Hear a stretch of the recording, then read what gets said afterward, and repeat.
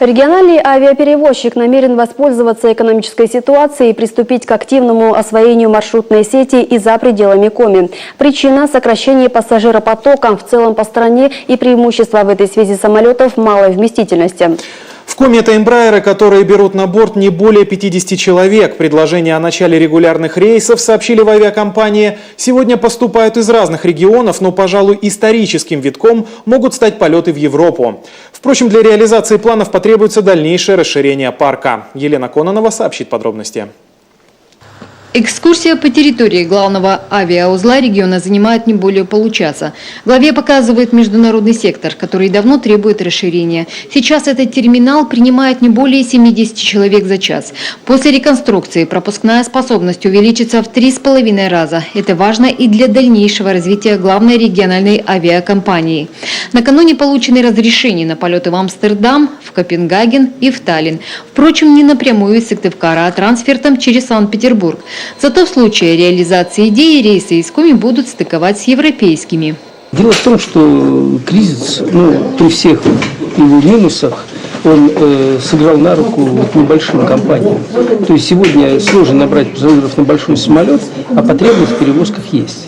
Естественно, то есть заполнить 50-местный самолет всегда легче, чем 120. А по техническим характеристикам, дальности и всему остальному самолет соответствует. Что касается межрегиональных перелетов, тут тоже максимум возможностей. Например, прямо сейчас просчитывается целесообразность открытия рейсов в Мурманск. Что касается стройки века аэропорта Соколовка, теперь тут все не так радужно. Сергей Гапликов удивился тернистости истории долгостроя. Минпром поясняет, что в Росавиации о проблеме знают.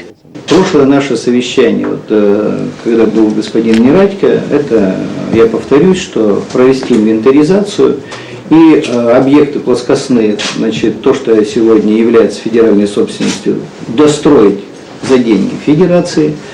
Все, что касается инфраструктуры, это здание аэровокзала, топливозаправочный комплекс, то есть то, что не входит в эти дела, это за счет денег привлеченных или отчасти за счет денег республики. Инвентаризация проведена, решение о передаче до сих пор Росимуществом не принято. Сегодня, чтобы теоретически достроить Соколовку, потребуется уже не миллионы, а миллиарды, а если быть точнее, 3 десятка. Без помощи федерального центра региону не выплыть. Сергей Гапликов, впрочем, оказался более оптимистичен.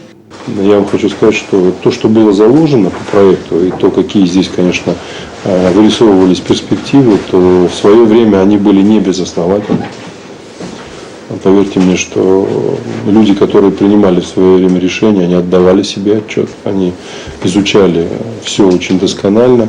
И то, что здесь уже было реализовано почти на 70, а то и 80%, и в определенный промежуток времени просто не имело дальнейшего развития и продолжения, конечно, надо сказать, что это печально, но не безнадежно.